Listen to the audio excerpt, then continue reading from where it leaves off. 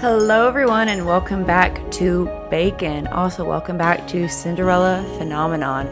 This is a continuation from the last video as stated last time. And we of course went with McDonald's Daddy. I decided to go search for Karma as soon as I am done with Mr. Broom. Or as soon as it is done with me. He should be sitting at the bar at a table. I find him at the usual table talking to Waltz, who has his hands on a box. Why, if it isn't the princess, lovely morning, isn't it? It's the same as any other. Nonsense! Every morning brings new opportunities, right, Waltz?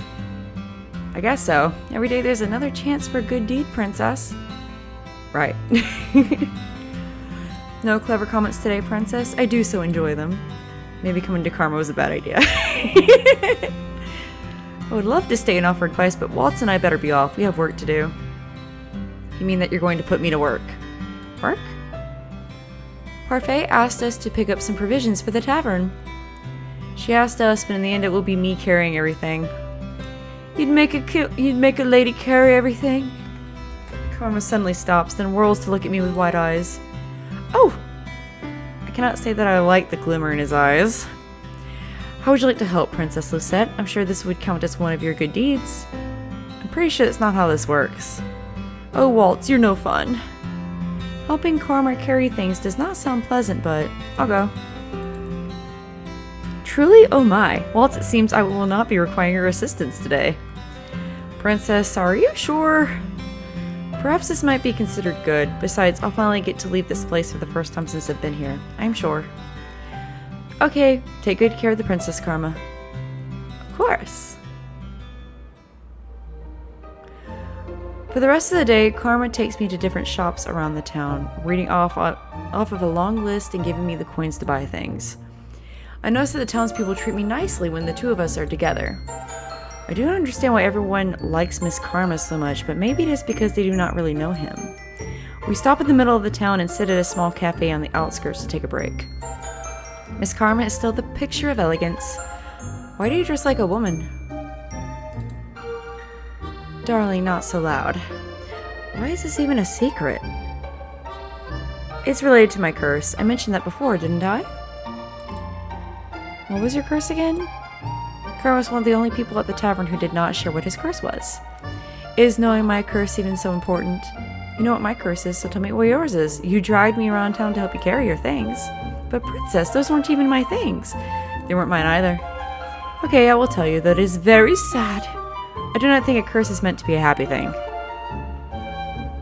I have the beauty's curse. It is what forces people to fall in love with me every time they see my handsome face. Is that really a curse? It does not seem awful at all.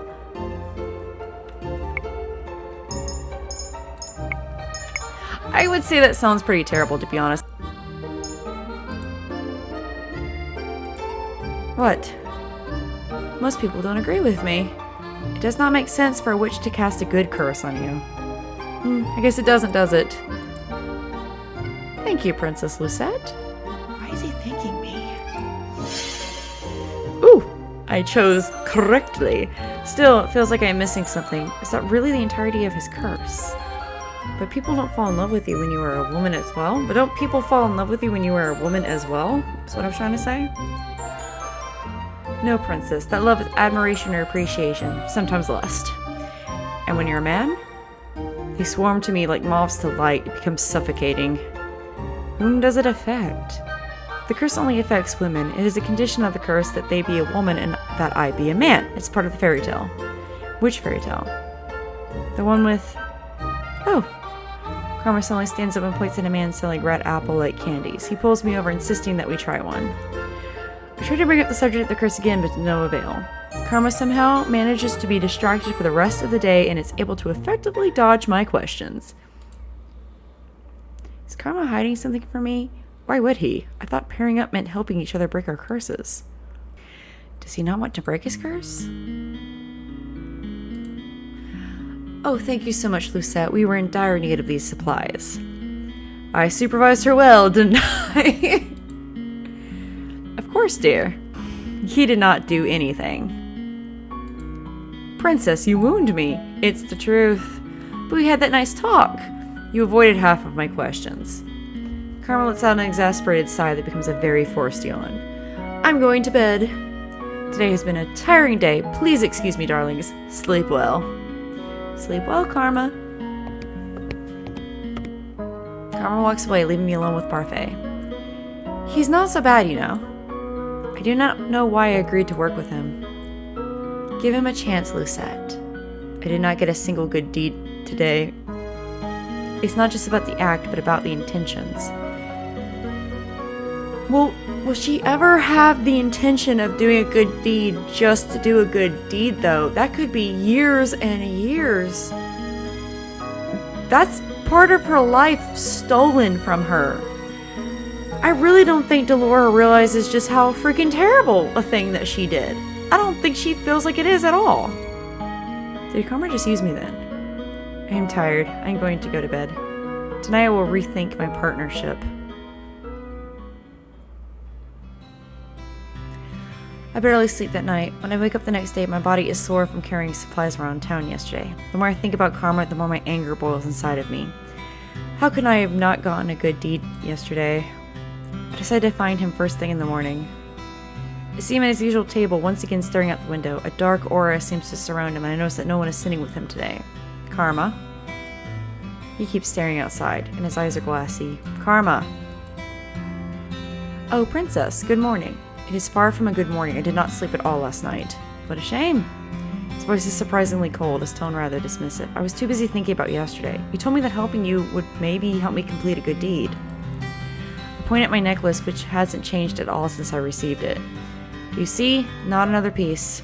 You pieces added to your glass slipper? That's charming. I was thinking that pairing up with you was a bad idea. Princess, did you just say that you were paired up with me? I did. You must have known. Oh my, I assumed that you just wanted to help me. I didn't know you were pairing up with anyone. That's right, I never told him directly. I wanted to partner up. Should I have? Well, it does not matter what I say anymore because I do not think you can help me. Princess, I can't help you do a good deed. You have to do them on your own. I can present you with opportunities though. Opportunities? We start by thawing the ice around your heart. So even Karma is calling me the Ice Princess. At least I speak my mind and don't pretend to be someone I am not. And I do not promise things I cannot deliver either. Princess, I do believe you misinterpreted my words yesterday. That is not my fault. Patience is a virtue. Now, if you could, I would like some time alone. I did not sleep well yesterday. Didn't sleep well? Oh dear, that makes all three of us. Oh dear. Rumpel?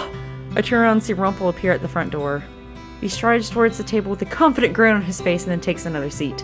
Karma lets out a sigh. Foul man, what are you doing here? You flirt with a man once and he hates you, is that it? No, you flirt with a man and then you insult him unnecessarily. Oh, I thought that was all in good fun. Oh my freaking goodness, Rumpel, you deserve all horrible things. I'm just saying. Something about the expression on Rumpel's face tells me that is not true at all. Are they always going to be at each other's throats now? What are you doing here, Rumpel? I couldn't help but overhear that you were looking for a partner, Princess. I thought I might offer my assistance, since I know that I can make you far happier than this fool over here. Would you like me to hit you again? What is the problem, sir? I only came to provide assistance where you could not. Rumpel turns to me, grabs my hand, and winks at me. What do you say, Princess? We could be wonderful partners, and in no time at all, I swear I would have your heart aflutter. Get away from me! Before I can slap his hand away, Karma slaps him instead. I cannot help the surprise on my face. Would you like another slap? I am no mood for pleasantries today. I don't know how I ever mistook you for a lady. You're the most brutish man here. A slap for each cheek, darling. Would you like a third? Rumpel stands abruptly from the table and glares at Karma.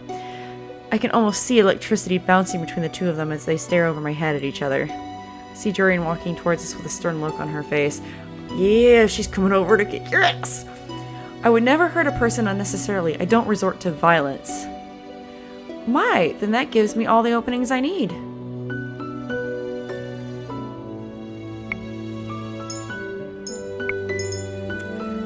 Okay, I really want to slap Rumpel.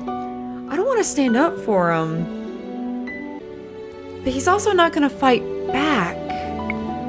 He deserves several slaps. But he's not gonna fight back. He's not gonna fight back. Oh, but I really want to slap him. He deserves it.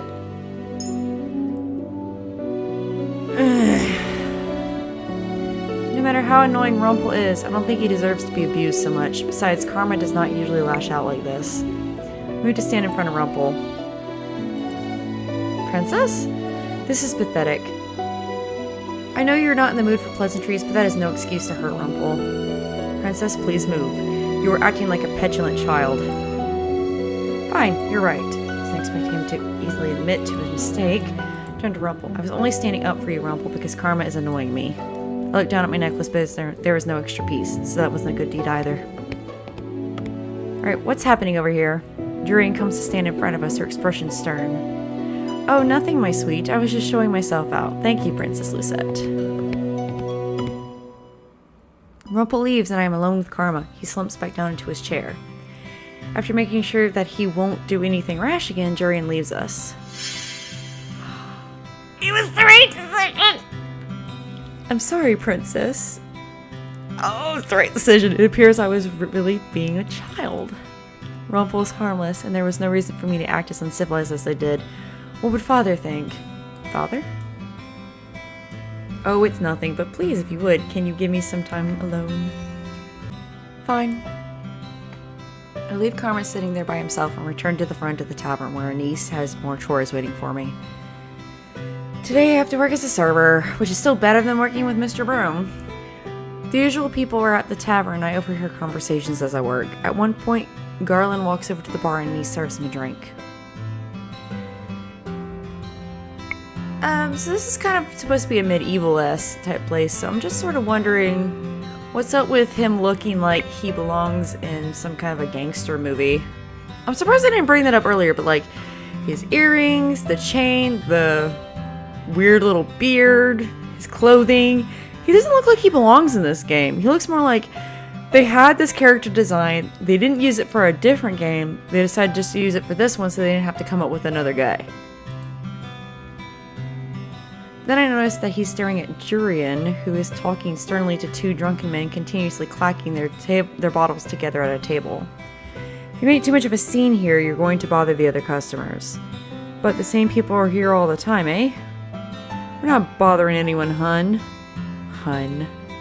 Garl looks so agitated. What is wrong with him? I will not stand to have you call me that again. Listen up, woman. Loosen up, woman. You may have been a knight at the palace before, but you got no such title now. Garland stands up and I can see silent anger in his eyes. A few people at the bar look up at him with worry. I may have no title, but I still demand respect. Sir Garland? Are you okay? Looks back at us almost like he's coming out of a trance. I'm fine. Sorry about that, ladies. He sits back down, glancing one more time at Jurian as she continues speaking to the men. They glance at Garland warily, their expressions more somber. Why was he acting that way? Garland's usually more composed. Is he really, though? Princess, is something on your mind? No. I brush all thoughts of what just transpired from my mind as I return to my work. Hours go by and my body protests all of the leaning I have to do. Even though I had to carry a lot around town yesterday, it was nice to be out for a while. Maybe I'm better off helping him just to avoid the chores in here. At least it stops me from being worked to the bone. Oh, Princess, you're doing very well today. I always perform like this. But today you're delivering everything really quickly. Do you mean to say that I don't perform well on other days? No, Princess. I only mean to say that today your performances seem better than normal. Is this supposed to be a compliment? I walk away from Anise, who stares after me sadly. If she wanted to give me a compliment, she could have said something that wasn't so backhanded. And she doesn't understand that that's not really a backhanded compliment. She's saying you're improving, that all your other days you were still new to this, and now it's like you're becoming more professional. But I can definitely see why she sees it as a backhanded compliment. I'm just saying it's not. I would have been like, well, thank you for acknowledging my hard work. But that's me. And like I said, it's not that I think she's a good person. She definitely needs to have an attitude adjustment. I just think that you know who is worse. As the tavern clears for the day, I finally have time to sit down and relax. As I am sitting there, Waltz pulls up a chair and sits in front of me. Hello, Princess. I heard from Anise that you were excellent at your job today. Congratulations on improving. Princess? So you're mocking me now too? Princess, I think you're taking things too seriously. The intention of a compliment is to, well, compliment someone. We're not making fun of you. You are implying that I'm not normally as good at this. We never said you weren't good at this, only that you were better today. Let me give you an example. I put on puppet shows for kids. Sometimes the children come to me and say that the show was better than usual. So the children are telling you that your shows aren't normally satisfactory. Not at all. The children always smile regardless of whether they really like the show. So as long as you're trying your best, that's all that matters. The people in the bar are always smiling when you deliver food to them, aren't they? No, no one likes me here. Maybe if you smiled, they would smile back. What is with everyone's obsession with smiles? I'm not going to smile for any of them. I do not owe them anything. 100% true. I don't care what your attitude is. I don't care what your station is in life. You do not owe anybody fucking anything. Period. You don't need to owe anyone a smile. Any smile that isn't owed is fake. Princess, I am leaving, Waltz. I want some time to myself. I walk upstairs to my bedroom, pointedly ignoring the look of sadness on Waltz's face. There's some logic behind that too, unfortunately. It's the whole, when you're in customer service, you're expected to smile. You want to know how I don't feel like doing most of the time when I'm in a customer service job? Smiling.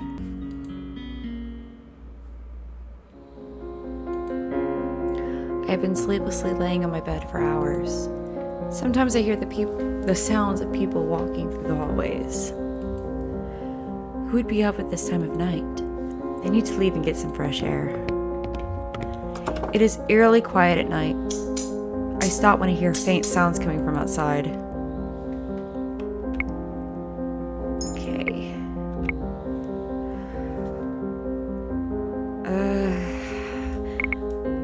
I kind of want to know what those sounds are. But I also... This decision should not be just hard. Normally, I'd just go straight outside. Like, let's just get it over with. Let's go outside. Well, I did say I needed some fresh air. No point in backing out now. I walked to the front door. Princess? I turn and see Delora looking at me with amusement flickering in her eyes. Princess, what are you doing? Getting some fresh air. It's dangerous out at night, you know? You can't just keep me inside like some caged bird. I didn't say you had to stay inside. I said it was dangerous. You might need to get your ears checked. Wow. Delora is a mean girl. Then there won't be any problem with me going out right now. Princess, you only hear what you want to hear. You can't go outside without an escort. I'm not going to go far. Before Delora can stop me, I walk out the front door and head in the directions of the sounds. You must be the most disobedient princess I've ever met. Delora? Delora. And you must be the most annoying witch. Delora lets out an undignified snort as she catches up to me. Fine then, we'll go on this little night stroll together. Ooh, it's pretty. Delora and I eventually find ourselves in the forest. Those sounds. It sounds like metal against metal. Well, I guess with you being partnered with Karma, you would find out eventually. Excuse me? I get the answer to my question when we walk through the trees and come into a clearing. I finally see where the sounds are coming from. Oh my. Two men stand in the clearing, swords clashing. One of the men is Garland, who is posed with his sword. It takes me a moment to realize that the other is Karma, who isn't in a dress. So it was he who was with Waltz that night. Neither he nor Garland noticed this at first. Princess, you're staring. Of course I am. What is all this? A practice session. Karma is a very talented swordsman, and he practices at night with either Durian or Garland, depending on who's not on patrol. Karma can use a sword that well? The king told me once that only knights could have such skill. Just who is Karma? Oh, if it isn't the princess. His voice is nothing like the feminine voice I always hear from him. Karma actually sounds like a man. And because I suck at voice acting, he's gonna sound exactly the same. I notice him looking at me in between his strikes with a little smile. How does he remain so composed and steady with a distraction? Princess? Karma quickly finds an opening in Garland's hesitant stance and then pins him to the ground with a sword, smiling. I bet he does. To be distracted is to die, Garland. I know. The ability to see distractions and then put them in the back of your mind is one every knight should hone. You must know everything that is happening around you, but only deal with the pertinent things. Yes, sir. Karma straightens his sword in hand. Moments later, Garland stumbles to his feet and gives an obedient bow. Karma nods at him before sheathing his sword. A slow melancholy begins to creep into my heart. For some reason, seeing the sword practice makes me nostalgic, though I am not sure why. What are you practicing for? To protect, princess. Knowing the sword is the same as knowing the shield. It's a means to protect. To protect? I think I remember having this conversation with them before. I can never figure out how to counter an opponent when they're mere inches from my face. I forgot Fritz existed! Alright! My commander called that, and there's also that snake boy! The one that was all creepy and like talking to the mom's portrait or whatever. My commander called that one the enemy's kiss, a standoff where your eyes lock onto your opponents because of the proximity. The best way to counter that is to feint the sword in the opposite direction. It throws your opponent off because they're not looking. Oh, that makes sense, but the enemy's kiss, what a name. It seems so dramatic for a sword move, doesn't it? Swordplay is dramatic enough, though, isn't it? Isn't the most effective swordplay not meant to be flashy? Princess, I didn't notice you there. Good morning, princess. Well, the most effective swordplay cannot be predicted. The commander says it needs to be robust and quick. Sometimes swordplay can look like dancing, though, which is why some think that professionals are flashy. That seems unnecessary. Everyone has their own methods, their own skills. All of us knights fight for different reasons as well. Isn't it to protect all of us in the palace? Well, yes, but we protect everyone in the castle for different reasons, princess. The knights protect for different reasons. I turn to Karma. But Karma, you are not a knight. No, I am most definitely not, but since Garland and Jurian begged me to teach them, I have somehow become their mentor. There's no way Garland and Jurian would do that. After all, the both of them were the best knights in Angie before they were stripped of their titles. Karma actually speaks the truth. Jurian and I really did have to get down on our knees and beg him for him to instruct us. What?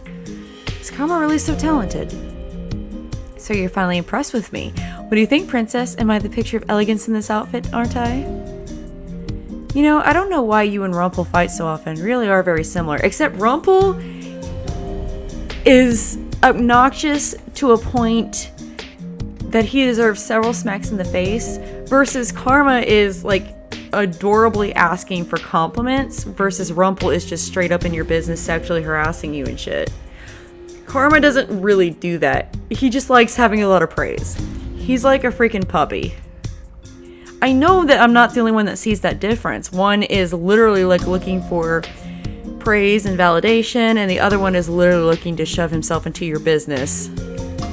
If that makes any sense. And by your business, I mean something a lot dirtier. Just because you come from different backgrounds doesn't mean he has less class. He has a lot less class, Delora. But you can't even... you know what, Delora? Shut up. So the reason you were so tired today is because you do these practices at night? Ho ho, I suppose I've been caught red-handed. Why does this have to be a secret? Does it have to do with Karma's curse? But he is not in his disguise now. We could have been working on breaking our curses today, but no, you decided that staying up late into the night and practicing was more important. That was probably why you were grumpy this morning.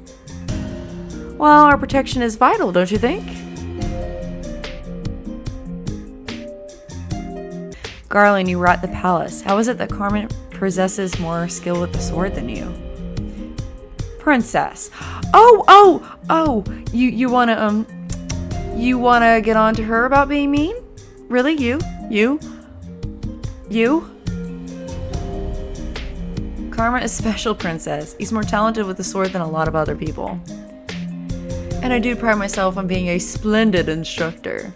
But never fear, princess. I will help you dispel your curse. After all, you did just suggest that we were still partners. Can you really help me with my curse? But how will you do that by just presenting opportunities? We'll try again tomorrow, darling, but for now, Garland and I have some more work to do. This time, Garland, do not lose focus. Yes, sir. Sound of swords carries through the night air, and for a long while I stand with Delora watching the two men fight. Karma chides Garland often, telling him that his concentration is waning. Karma is a good swordsman, perhaps even better than the Palace Knights. His nimble swordplay repeats again and again in my head, even when I return to the tavern for the night. I didn't see a crystal. So what I'd like to do is... I want to try the other one, because I didn't see a crystal. On second thought, maybe it would be dangerous. I turn and see Delora looking at me with amusement flickering in her eyes. Did you come down to visit Mr. Broom or something? I didn't know you two had gotten so close. Delora! We haven't. It was a joke, princess. You really don't have a sense of humor, do you? Not when you're being an obnoxious little poothead about it. I think it is you who does not have the sense of humor. Snappy as a crocodile as always. Gee, I wonder why. So what are you doing down here? Couldn't sleep? Me too. I heard some sounds. I just wanted to see where they were coming from. Sounds? Are you really spooked by some sound from the forest? Or are you just too curious for your own good? Curiosity killed the cat, you know. Just breathe. Just breathe. I did not ask for your opinion, witch. Well, the both of us could use some fresh air, don't you think? Oh. What? But what's the difference? I stare at her in surprise. Come on, I know a place we can go.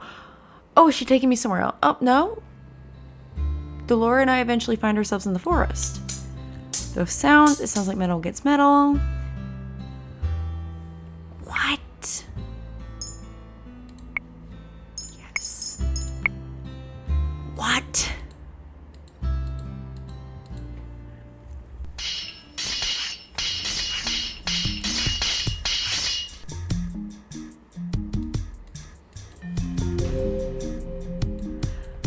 So it's the same? Then why was the other one the correct decision? Is it not just who you're going towards, but also which one would technically be the nicer option? Like the one that she's going to be less mean about things? Is that it? Is it not just, you know, choosing the right guy, but also choosing the route that's going to make her nicer? But I mean, how could I have even predicted that? Thank goodness I saved beforehand, because that would have sucked.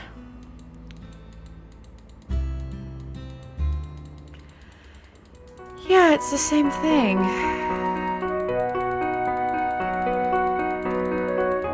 And yes, I do see an auto there, but...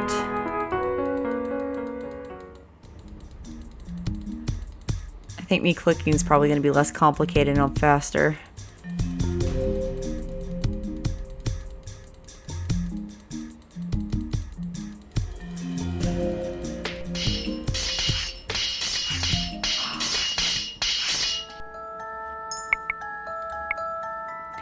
Cool.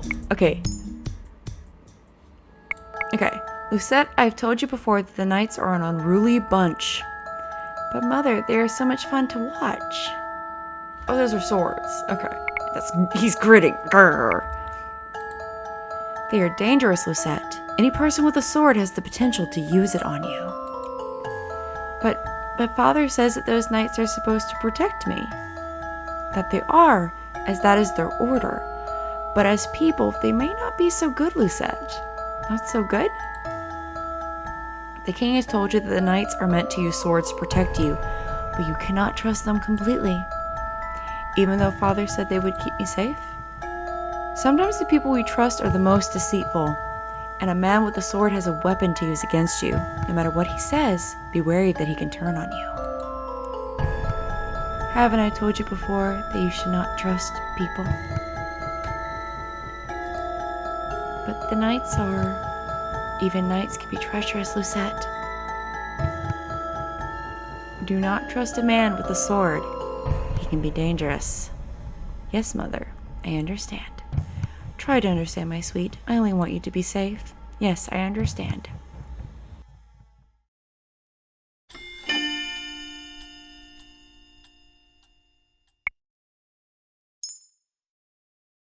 Alright, I'm gonna save here. Alright, let's go to page 3. Okay.